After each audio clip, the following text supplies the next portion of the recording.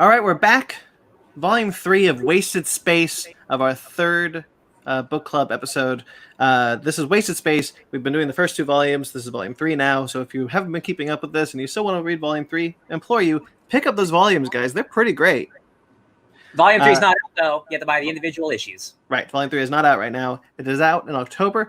This book is written by Michael Moreci.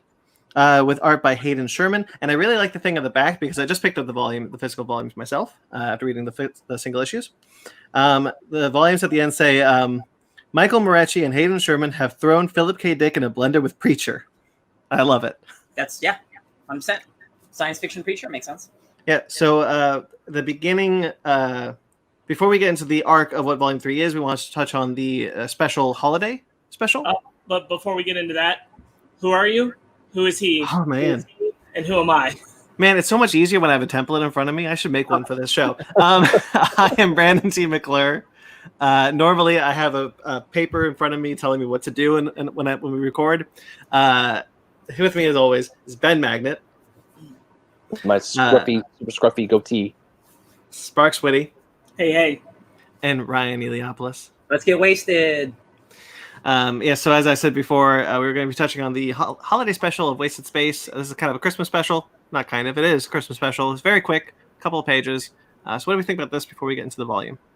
It's just a cute little 5-page Christmas story. You got a spooky skeleton Santa Claus working for the space, I want to know more about him. Space Salvation Army. So you know he's up to no good. It's just a cute little. I'm glad it was free too. So like you can get this anywhere for free, like Amazon or Comixology or whatever. It's just a cute little like, hey, here's your characters dressed up as Santa stuff. And I'm like, it's cute. Yeah. The issue kind of leads us to believe that both Billy and Dust are buying presents for each other. Yes. Oh, right. Yeah. The Switch. Yeah. But Billy is not. Billy is in fact buying the same game that Dust has been searching for. Yeah, because he's not the best. Immoral Combat is the game. Yeah. Wow. So Billy, he sells Dust's controller to buy him a game, but you need the controller to play the game, and Billy doesn't know that. So Billy has his own controller playing the game. And he's like, Billy, you sold my controller? Yeah, but I sold it for you so you can play this game. Billy, I can't play the game. Billy. And it's like, here's my controller. And it's like, okay, it's cute, whatever. And Dust almost I think he did sell his diamond teeth. It's not clear. Yeah. Because we don't see him come back with a copy of Immoral Combat. Yeah. And it's left up in the air. Yeah. I think what's far more on the line of that is that he realizes that Billy wasn't buying him the chain to put the teeth on, which is what he thought he was going to get from him. He was instead getting him Immoral Combat. Yeah. Yeah. I like that when we first see Billy, the person he says to the person behind the counter is like, "You want me to put what and where?" Mm-hmm. Yeah.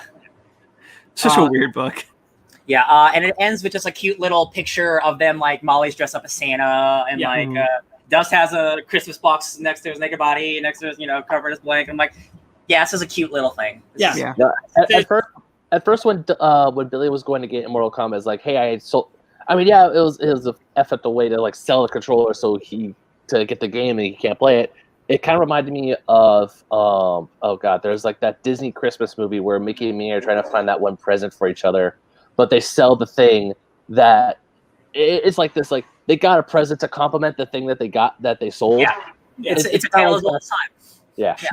I think that's what the book is trying to lead you to believe that is what happened. That's what's happening. But it's not. But it's because it's Billy. It's not going to work out. Right? Yeah. Yeah. A lovable, selfish idiot. My favorite part is Skeleton Santa. I want more Skeleton Santa really badly. Yeah. He's being buried. No, please, he's like, they won't bite me till spring. And again, this world is so interesting because without specific things, like you wouldn't know that this takes place like in our regular universe, right? Because it mentions Earth at the very end, and like there's various things that are like 21st century earthly. But then here you just have straight up Santa Claus, and I'm like, how did this world evolve to the way it is, where we have our emperor and our creator, but we still got Santa Claus around the galaxy? Like it's just a fun little thing. Yeah. I'm glad this was free and that they didn't charge anything. It's just like, did you see that the Salvation Army sign for him is ASS for the world? ASS for the world. Oh, no. No. The ass is at it again. Yep. Cool, What an interesting Can't book. stop the ass. It's a cute little story. Yeah. All right, then we go into volume 3.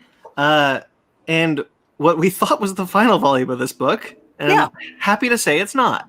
Yeah, so I think, like we talked about it before, with the all collectively while reading this, we get closer to the end. We're going, oh, this is an ending. Uh-oh. So when we get to the final issue, expecting a finale, it's to be continued. And I think we're all just like, yes. Yeah. We get to read more of this book. Because again, guys, guess what? This book's still good. This volume really cements like the really heavy character stuff, like especially with Billy and Fury, that I really like. Every volume like hypes it up. And like the stuff between Molly and Billy is so good. The stuff with Legion, we find out Legion's thing. The creator's not really involved very much in this volume, which is cool. He shows up twice in the whole volume. He shows up at the very end and stuff. But again, this volume, again, expecting it to be the end and it just continuing to be a fun space adventure was really cool. Because I thought it was the end, and it's just like, oh, they're still just doing wacky space shit. Yeah, I think the part where the creator does show up is a huge turning point for Molly, especially because the first time he shows up. Yeah, the first because like you said, he shows up twice. He shows up in the middle of the book, or kind of sort of in the beginning, and at the very end when they go into the slip. Yeah. So when they show up and they go into the slip, the creator shows up and he uses Molly's power against her, and she sees this entire multiverse, but it all ends the same of her helping Billy. Maybe the coolest page in this volume. Yeah, for sure. It is a spiraling like from her mind every multiversal Molly, and it's even called like the multiverses Molly or whatever. And it's just like a couple dozen just multiversal. Yeah, can you try to show that to the screen if you can? It's just super dope, and it's so beautiful and detailed. But it just goes to show that Molly is a good person in every multiverse, which is awesome. She's always going to help Billy because that's what she would do as just a core of her person. In the slip, we meet these kind of superheroes. Hell yeah! This universe of superheroes. Yeah, I would say these guys are the Guardians of the Galaxy, but also they're like the Guardians of the Galaxy. Yeah, they're actually heroes. So it's a ghost in a robot body who has magic and science. Dr. Doom, basically. I got a couple quotes that I'll find, but there's Sypha, right? Syra, who is immortal as far as she knows. She's like an Amazon in a way. Yeah. And I like her backstory because it's just she was in prison. She doesn't know why she was in prison, and then the prison crumbled because of just old age and abandonment, and that's how she got out. Yeah. And then there's kind of a caveman guy who beat up their god. And stole his axe. Killed the god. Tyrant. Yeah, and his Billy calls him a god, and he's like, "Excuse me, sir, I am not a god. I am a god killer. Thank you." Yeah. And Billy's like, "That was pretty cool." Yeah, that is. I was so scared throughout this because the way this book, it kind of like pounds you over the head with everyone is out for themselves. Everyone's gonna do something bad somehow. Someone's gonna get screwed over. Someone's gonna say I was scared that this group of characters were going to screw over Molly, Dust, and Rex. They were going to backstab him. They were going to kill him or do something horrible to him. But when that never happened, I was like, I was just the whole time they're on the ship, like when Syra takes Dust in to go have sex with him one more time, I'm like, is this where the other shoe is going to drop? Yeah. Is this where shit's going to go down? Or at the banquet, it's like, is this when they realize, oh, this is actually they're really horrible people? Is this where it's going to happen? No, it doesn't happen. Maybe they are actual good people, but I know what. I think that's what Molly and Dust are also dealing with. Like, wait, is this what it's like to be with good people? Yeah. And Rex is very influenced clearly with the direction he goes in this volume. Yeah. So now when I start reading issue 16, I'm going to be scared that they're still going to turn out to be assholes, and I don't want that. No, see, I felt that hesitancy at the beginning until they'd captured the Warlock guy, and then Syra has the conversation with Molly on the balcony, and I'm like, okay, no, these are actually just going to be good guys. That's just what it's going to be. That's kind of the point, is that not everybody is shitty because they're not supporting Billy's ideology. Yeah, so Billy's thing is like, the universe is effed and like nothing matters. At the beginning of the book, there's something great with Molly when she's in space where she's like, you know what? The universe isn't effed because I'm not effed. I'm not compromised. And as long as I'm not compromised, then the universe isn't compromised. And I think that is just straight up like the glass half empty, glass half full mentality that these two characters have different views on. And Billy just like keeps going down. It's like nothing matters until his friends again got to bail him out, and Dust has to show him, "Yo, dude, I'm your friend." And Billy's like, "I'm sorry, you're my friend." I'm like, "Don't say that, Billy. He's trying to help you." I want to point out a bit also. So Molly and Dust and Rex, even though the book forgets about Rex a lot, which is really funny. Yeah. They leave to go with these superheroes, and leave Billy on his own. But when they do this, there's a fun moment that I liked where Billy says to Molly, "I'm sorry, did we vote on this? Because I don't remember deciding to derail our plans for a bunch of strangers." And Molly returns, "Oh, I must have forgotten about the time we all voted for you to nuke us, for you to fire a nuke at us." And the ghost just goes, "Oh shit." Yeah. There's a couple instances where like this group of heroes like they don't want to be involved, so they're like, "Yeah, we should get moving," and like the orc like god killer guy is like, "This is really awkward. We need to go." And I'm like, they don't want to be a part of this either. They're actually just like they're just doing their own comic issue, and they got involved with these weirdos. Yeah. There's a great quote from Billy that's like, "We're just supposed to be okay with these guys hijacking our ship, and like how they're like all super awesome, like supposedly." And then the Doctor Doom guy's like, "Excuse me, what do you mean supposedly? Are you saying I'm not qualified to be a master of science and dark arts?" And I was like, "Oh, Bill's challenge. That's so sweet." Mm-hmm. Yeah, there's a lot of really fun moments in this. The bits that I mentioned with Rex are really great. But there's a panel where Rex shows up and he's all souped up now. Mm-hmm. Thanks to the ghost dude, and he goes, check it out, Triton souped me up," and everyone just is scared. It's like, the hell, Rex, when did you even get here? What? I've been here the entire time. Yeah. And then that happens to Billy later, because like Billy's obviously left on the ship, and then he comes in and everyone forgets. He's like, "Wait, did I become Rex?" Yeah, Tyrant is the one who can't remember his name and finds him unimportant, doesn't remember meeting him before, and he's like, "Oh my god, am I getting Rexed? Am I the new Rex?" Yeah. It's like, you were on my ship, and it's like, I have no memory of this. Yeah, because that first moment of it was when they all left, and then Rex popped into Billy like having a moment, and he's like, "Actually, I'm gonna go too." And he's like, "Jesus, Rex, I don't care. Yeah. I didn't even know you were here." So Fury makes a comeback, looking even cooler than before, fully decked out, super cyborg.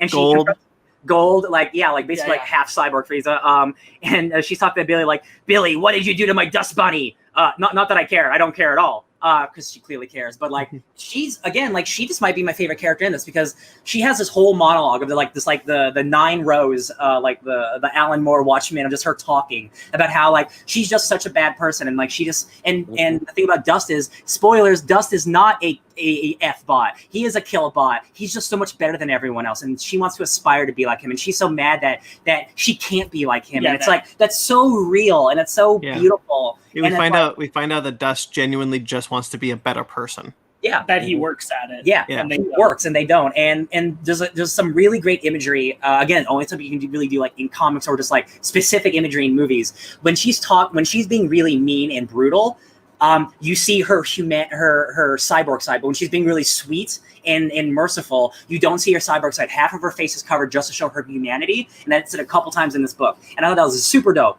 It's super great comic creative. Especially where she leaves Billy, because Billy and she end up on this planet with these cultists essentially who want people to get better and go off into the plane. And we find out it's an experiment. Yeah. But she leaves like, "No, I'm going to stay. I'm not going to let them kill me, but I'm going to do the work. I'm going to get better." It's basically like extreme therapy, but you might die at the end. Yeah, because the plants or like the natural fauna on that planet they kind of force you to open up about your feelings. True serum. Like there's this great line where the cultists do show up and they're like, "Oh my god, emotional honesty killed Fury." Yeah. That was good.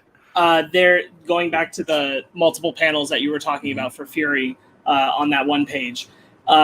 Is she hits to the core of like both for her but also for Billy what the problem is, which is without a sense of purpose, without something being said like, "This is what you are, this is what you should do," they feel lost and it scares them, and Billy wants to pretend that that's not true. Yeah. Which is why Billy doesn't ultimately shoot the guy that Fury's talking to and walks away. Yeah. And it's again like, no, even if like these cultist therapy guys, like they seem like bad guys. They also don't know really what's going on, because like at the end, like when he's fearing for his life, that cultist guy's like, "I just don't know what's going to happen next, and I'm doing everything I can to learn about it." And I'm like, I mean, yes, that's the wrong way to do it, but like again, everyone's scared in this universe, and I'm like, "Oh man, don't kill that guy." I get it, like, but don't be the bad guy. What do you think Legion said to him? Ooh. Something like, whatever. The same thing Nick Fury told Thor to make him unworthy. Yeah. Like whatever it was so personal to his core, it destroyed his foundation. Yeah. It was so interesting. Don't you want to know about mortality and morality? Yes. And then he says it. No. Kill. Yeah. And just squishes him.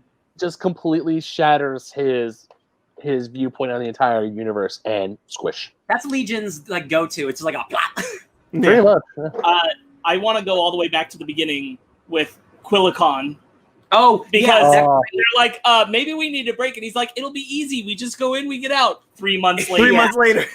And I'm not gonna lie. When I read that, I read it like SpongeBob. I was like, 3 months later. Yeah. And then we meet Squee.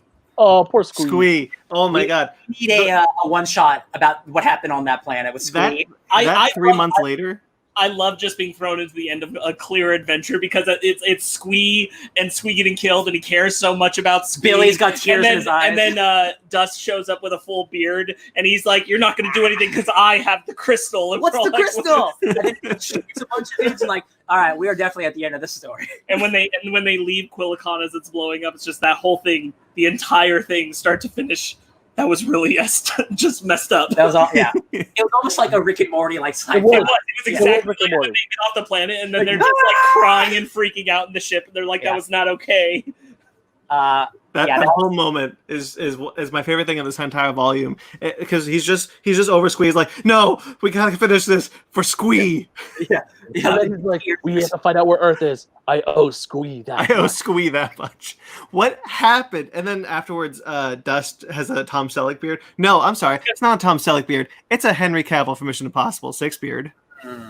It's a Tom Selleck look. I definitely thought Tom Selleck before I thought Henry Cavill. So did I. It's a Tom Selleck look for sure. He's got the mustache, but he's also got the stubble that Henry Cavill did in Mission Impossible 6. Sure, Tom Selleck did it with stubble too. It's not. I know, but most of the time he was clean like shaven. 10 years ago. Tom Selleck's been on it for decades. It's the I'm just saying, like, I think Tom Selleck's what they were going for. Maybe the second debate I got into about Tom Selleck in the last month. What happened to Tom Selleck? He's still doing Blue Bloods, as far as I know. Yes, he is. Let's see if that show comes back. I don't know if I want to read this entire bit, but there's a bit where oh yeah, Rex and Molly. it's revealed that Molly is unaffected by the Warlock's orb thing. Yu-Gi-Oh. The Yu-Gi-Oh. It's like Yu-Gi-Oh, but not. And so she has this moment like all my friends are in danger and I can't help them. And then we get oh you're right, that's Syra. That's Syra. And then Rex has the dad your back zombie dad, and everyone's kind of having this moment, and then the caveman dude, just forgive me, the god Tyran. He's just bees, so many bees. Yeah.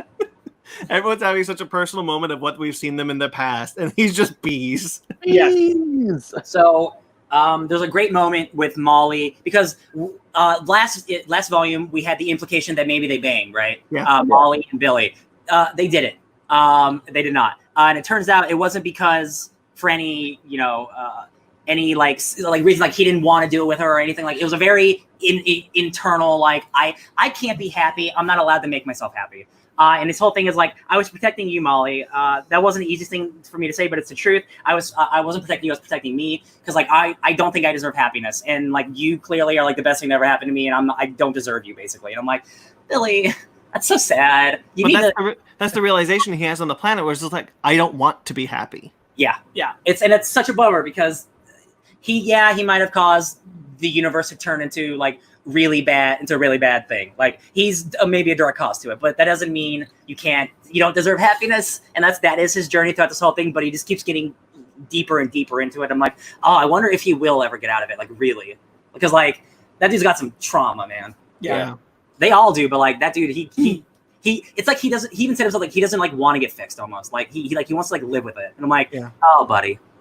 And that's what I like about it. It's such a pure moment because he, like many people in real life, they sabotage themselves purposefully. They know they're doing it. They just can't let themselves admit that they can have happiness. And I think it's very real that he just keeps fighting against that idea that no. I won't let myself be happy. I can't let myself be happy. If it's even possible, I don't want it to be possible. And I think that's the journey he's going on, is to learn that now that he's kind of had to come to terms with the fact that is what he's doing, he has to now realize that he can eventually find happiness again. And I think that's the journey he's going on. This mission of his to kill the creator, like he thinks that's his purpose, but like he still doesn't know anything about himself. I feel like really. Legion was like, well, it's like, you guys kissed. Did you watch after that? Well, no, it would be indecent. Really? He's like, that's too gross for me. No. I just assumed you guys did it. Right. Which we did too. Yeah. Which is what I like about it, is that it takes 5 whole issues before you find out that they didn't sleep together. Exactly. You're left to assume as well. I really like that. What I like even more is Molly, when they leave Billy alone, she tells Billy, this is a listening session for you. And she basically lays out his whole, like, she calls him out essentially at the core of it for his constant saying nothing else matters and putting everybody else down, but never being able to accept that anybody else's opinion could be even valid to take into consideration, calling him out for spouting off his own ideology, which is like what we talked about in the last volume, that he's very against like everybody else trying to make anyone else think one way, but he's doing that exact thing. He's a hypocrite. Yeah, I really like when Molly does that. I also just really like that this volume focuses so much on Molly, because that's what we talked about in volume 2. Yeah, is that I was like, man, I need some more Molly action, and this volume delivers. Yeah, I like how personal this volume is. This volume doesn't go too big with the crazy space stuff. It stays very focused on character development and character. No, it's only got some kind of giant snake fire dragon. Hell yeah! Yeah, it does. Cool. A devil, not too big. I mean, we've got the moments, but for the most of the volume is just character work. Yeah. The characters have to come to terms with a lot of things about themselves. Yeah, like going into this thinking it's the last volume. I was happy. It was more emotional stuff, more like smaller fun stuff. What it is really is that there is a big space cosmic thing happening. It's just that it doesn't. That's secondary to the main characters. Yeah. They don't really care. Not that they don't care, but like that's not what the priority is to them. The priority is what's going on with them personally. Yeah, which is the make of any great science fiction show or science fiction anything. Like you can make a good sci-fi show. Once Upon a Time. Yeah, no, Once Upon a Time's a fantasy show. Not that show. I really like when we learn from Fury talking with the guy when Billy's sneaking up. We learn that both Dust and Fury, they were made specifically to put an end to what's called the Winter Uprising. And then after that, there was no more use for them. So they just like exist in this world and people know what they are, but nobody really wanted them anymore. Yeah. Yeah. Which I think is just an interesting thing to know about their history. And and again with Fury, like going from being this like uber violent, like sexual mercenary tyrannosaur to like being like completely cool with like being on this planet, it's like talking about our emotions, just goes to show like, man, that is a roller coaster of character growth and evolution. I'm just like, I love it. And again, she's never looked cooler with that gold design. So cool. If they ever make some type of action figure, 1/6 scale thing, like I want that so bad. It's a cool ass design. Fury's cool. Yeah. I think the art once again is very, very good, very expressive. I think the art is always a standout. This guy, Mike Sherman. I forgot his first name. Shit. Hayward. Hayden Sherman. Yeah, he is top notch, and I want to see more of his stuff. Yeah. I really, really like the moment with Syra and Molly on the balcony, where she basically explains that like the life cycle of that planet is 15 years, and they basically do this thing over and over again with them generationally, especially because she's immortal. Yeah. And she's like, it doesn't, like, I know I'm going to do that. I know I'm going to be back here and do the exact same actions again, but it's not really about that. It's about the living in between and how it makes me feel. It's not about the destination. It's the journey. Right. But it's also about how she feels about that and that she's proud of the work that she does in it, regardless of the fact that she knows the outcome is going to be the same again. Yeah. Yeah. Almost like the X-Men. Yeah. That's a really good moment. Yeah. I also like that we learned that the guy who's running the planet for the afterlife spa, that his whole motive is that he's afraid of death. Yeah. And that's why he's been doing it this whole time. And then our boy Legion shows up. And he has a nice combo with Billy. Like big bad boy. I just really like how Legion stomps into the story. He literally falls into the story. Yeah. Often. Like, I'm here now. No introduction. Yeah, I really like that. I think that's a really cool thing.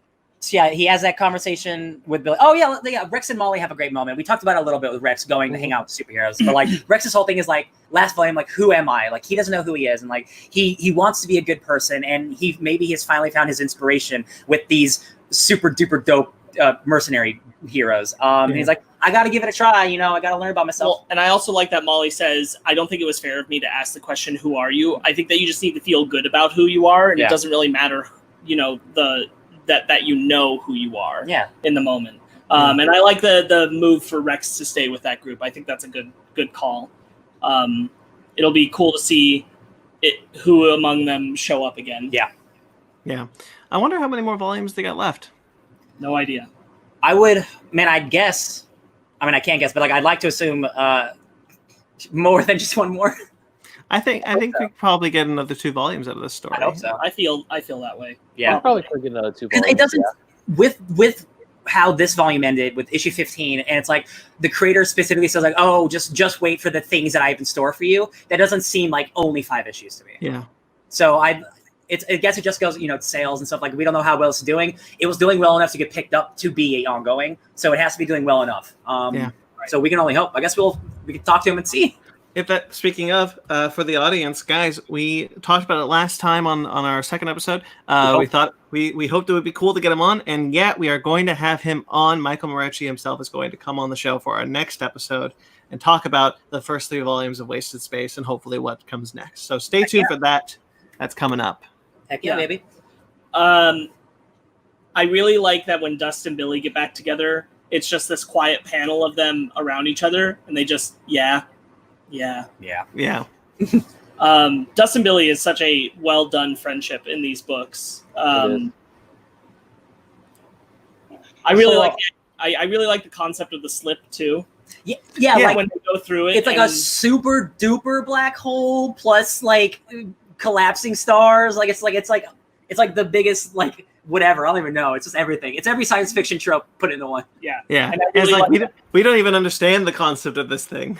It's supposed to take them to Earth because that's where the rich guy Cutter, his ship would go through the slip to apparently arrive at Earth. So that's how they met the heroes, because the heroes hate rich people. So they aborted the rich person ship, which Billy stole. Yeah. And they're like, we're here to F you rich people up. And everyone's like, we're poor. What's up? I like how Legion fixes the ship when it crash lands because of Fury. He's just like, your ship's fixed. Get on with your mission now. Yeah. He's like, please go kill the creator now. Thank you. Like, essentially what Billy tells him what happened, and Legion's like, oh. My bad. Never mind. Boop. Yeah, he gives them like a my bad, it just bounces. I really enjoy that Billy also when they're discussing the slip, he's like, can we just skip to the part where we just go through it? We're gonna do it. I don't care. Yeah, I don't understand this. There's a lot of good balance continued of humor and the serious stuff. I also really like the section where Billy challenges the leader on the afterlife planet, and he says, the reason you want to do all this, the reason you want to bring people to happiness is you want to make them feel good. And once you do something that makes them feel good, they become dependent on you. And that's what this is. Mm-hmm. Yeah. That's how you feel. And then he's got this one moment where what he specifically says, really, it's just all of this is just a tool of control. And you got one person who's holding up like the chair for him and everything. And he says something in an alien language, but it translates to, you said it, brother. Yeah. There's another translation when he's in space with Molly. And he's like, just like that. And it says snap. And then with an asterisk, it goes, but not really, because space. Yeah. Yeah. That's pretty good. Yeah. I also like that Molly tells them, because this guy is kind of like he has like a Hawkman thing going with reincarnation. Oh, right. The wizard that they're fighting. Oh, and it's like she stops Tyran from killing him, and she's like, look, if you kill him, it's just gonna start again. But what if we just imprison him? And he's like, that's a pretty decent idea. Sounds pretty stupid, but it's bold. I never thought about capturing him before. Yeah, exactly. Because when he's about to do the swing, and he's just like, we'll see you next time. Yeah, even though he's like, sounds like a boring plan, but if it works, okay. And again, like this it has fantasy elements, but like this dude's a straight up wizard with an orb, and I'm like, again, this universe has Santa Claus and wizards. We haven't seen magic. We haven't seen magic in this universe yet. Right. Yeah. No. Man. Yeah. It makes me curious. Like, it's not like I ever want like a prequel book, but I'm just curious. Like, what was the event that allows Santa Claus and wizards to both exist? It's such a purely comics thing. Yeah. Movies can't get away with having both science fiction and magic most of the time. You have to have either one or the other. They're generally also based on something, not original. Right. Yeah. And so you have so a lot of other mediums have to either have one or the other because audiences have to have one buy. But comics aren't like that. Comics can be like, yeah, magic and sci-fi, same universe, whatever. That's the thing that the Marvel Cinematic Universe is getting over, is the idea that magic and is telling that audience that it is possible to have both. And I always really like it because it opens up so many different possibilities of just, here's magic, but also we're in this crazy sci-fi world. I 100% agree. I like that when they first tried to do magic with Thor, they said it's basically science that you don't understand, which is true. But then they get to Doctor Strange, and there's like, you know what, just F all that. It is crazy dark dimension stuff we do not understand. And I'm just like, cool, thank you, because you don't have to explain everything. It doesn't have to be explained. Right. Because now you can just do Doctor Doom and be like, oh, he knows both. Cool. I'm not confused by it. Not to mention that this is also a world in Wasted Space where we had some kind of giant kaiju cosmic war. Yeah, right. Yeah. There's only 3 wars that have ever mattered. I'm like, what are the 3 wars? Tell me about the Godzilla War, please. Yeah.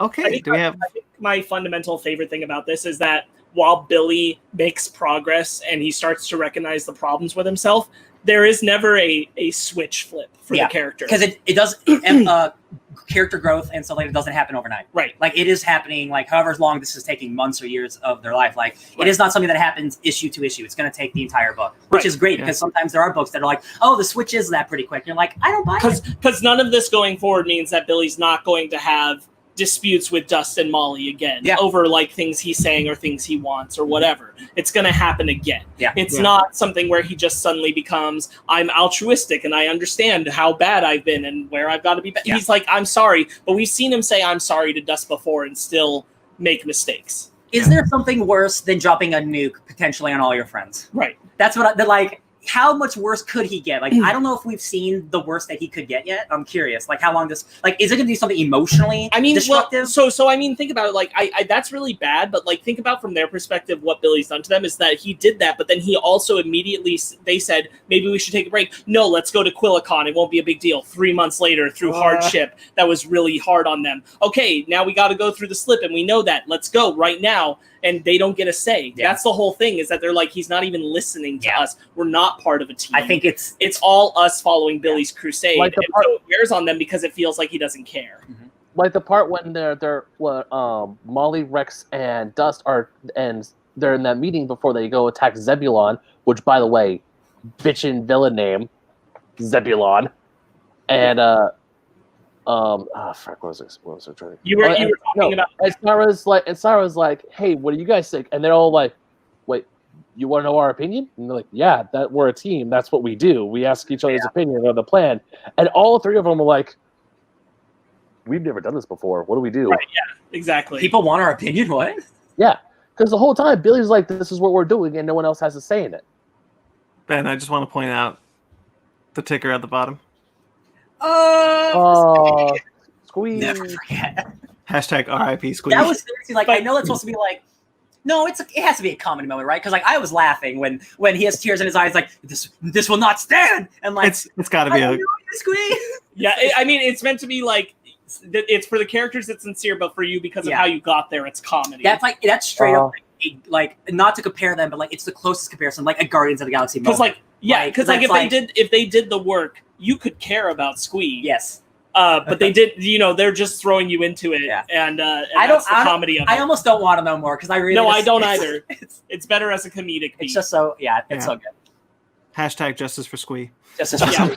But that's another, what you just brought up, Ben, is another reason why I would say like those guys aren't bad guys. Mm-hmm. Yeah. I don't think there's going to be another shoe drop or anything. I think they are just good people.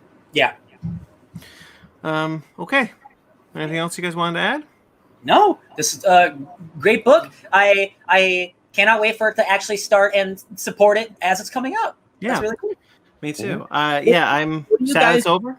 What do you guys think the creator's intent was for making Molly go through that? The slip? Yeah, what he did in the slip. I don't know. Like, I'm trying to think about what the creator gained from that, because remind me exactly what he said, like to put in her head, like what the because I don't really remember, to be honest. Yeah, I gotta pull it up. Yeah, let's pull it up, because I'm sure it's trying to implant some doubt in her head about either Billy or their mission or whatever, but I don't remember the exact context of it. Yeah. I mean, because you think about it, and like what he shows them is what he shows her is her supporting Billy over and over again. Yes. Oh, and maybe how she's gonna end up dying, possibly. Right. But the thing is, like, even in doing so, what it drives her to do is ultimately to end up on this quest with the others, which in a roundabout way solidifies her feelings as herself. It turns out to be more of a positive. I think he messed up in that way. I think he was trying to put doubt in her head, like, listen, you do this billions of times and you always end up dying trying to help your friend. And I think for her, that's like, oh, that does cement the fact that I am a good person, and of course I would help him. That is the only choice I'd ever make. So I think it's just a backfire on his part. Let me show you what you offer the galaxy. Since you won't use your power to better serve me like you're supposed to, let's use it to serve yourself. Let's see what you are capable of. Okay. Which I guess in a way that kind of works. I just don't know what the creator gains from doing it. I just think he thinks he's going to get in her head, and it didn't work. Yeah. Potentially. Or at least, well, it did, but like not in the way he wanted. I think. Like it makes her double down on her beliefs, basically. Right. I think. So that's the end of Wasted Space for now. We'll definitely want to return to it when the volumes pick back up again. Stay tuned for that last issue came out March 18th this year. That was right before they shut everything down. Kicking in, Wow. So stay tuned to our talk with Michael Moreci about the book next episode. And eventually we'll return to this series. Yeah. At some known date. But until then, we got to pick a new series, guys. Before that, I was just going to plug, because I found out about it. I highly recommend picking up the comic. I think that the art is incredible, and you really should. Oh, baby, I'm definitely getting this. There is a graphic audio adventure of Wasted Space Volume 1 out. Whoa, I didn't know. Yeah, which you can listen to. It has a runtime about 4 hours. Realistically, what you could do is, if you had the volume, you also wanted this audio, you could have this audio that would go with the book. Oops, sorry, didn't mean to do that right now. So this is put out by Graphic Audio. A movie in your Comics. Yeah, it's designed to be a movie in your mind. It has a full cast and everything. So something for people to consider if they want to check out. That is it just volume 1? It is just volume 1 at this moment. Okay. Yeah, that is hella dope. All right. So it's time to pick a new book for what our next series is going to be. So we have each picked 2. So I'm going to pop up right now what our wheel is. There it is. I already plugged in my 2. I picked Kyle Higgins' Power Rangers from Boom Studios and Descender from Jeff Lemire and Dustin Nguyen. I read both those books. I love it. Okay, so what? Who wants to put their picks on first? I got it. Got it. Go for it. So I'm picking Copperhead by Jay Farber, Scott Godlewinski, Ron Liney, Thomas Maurer, Sasha Heed, and Vincent Kuoka. It is a space western about a lady space sheriff, and it's awesome. I only read volume 1. Both of my books are only 4 volumes. Okay. First one. Second one is Zero by Alice Cott and like a dozen other artists, because every issue has a different art style. Awesome. All right.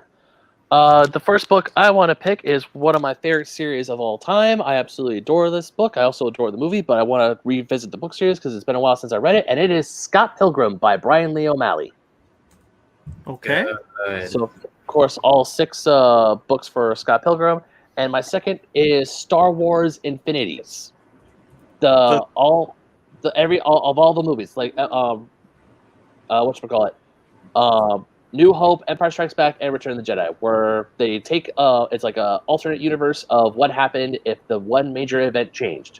We've talked about it before, but So what I did as a book club before we all read them. I read it. So this has been about 3 years now, and I think it'd be good to revisit it. Yeah. Sparks? I'm picking The Pride, which is a Comixology original. Okay. Written by Joe Glass with art by a ton of artists. And the other one I'm picking is Savage Highway by Giles Thomas. Savage Highway. Okay. Yep. I'm going to shuffle these and take it for a spin. Comic books. Here we go. What's going to land Spinning on? right round, baby. It's going to be The Pride by the guy you said. Pride. The Pride. And this is the book none of us have read, right? Look. Correct. Sweet. Look at that. Cool. Good, All right, good, The good. Pride. Okay, guys, so next time, stay tuned for when we talk about the first volume of The Pride. Until then, you can find us on Instagram, Twitter, and Facebook, all at Fake Nerd Podcast. I'm at BT McClure on Instagram and Twitter. Ben, can I find I'm you? at BenMagnet27 on Instagram and Twitter. Sparks? You can find me now starting to read The Pride at Sparks Witty on Instagram and Twitter, SPARKZ Witty. Ryan? I am nothing. Just kidding. I am at DJ Tony Snark everywhere. I might be streaming on some YouTube or Twitch later. DJ Tony Snark 616. Thanks.